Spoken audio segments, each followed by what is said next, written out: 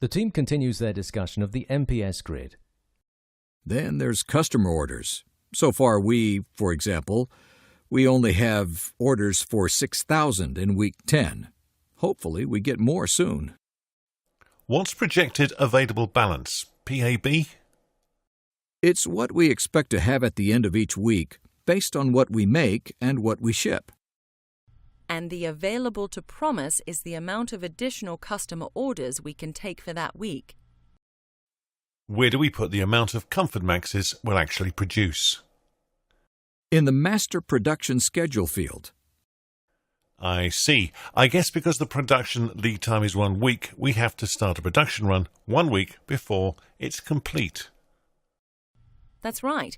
So producing 25,000 in week 8 means starting in week 7.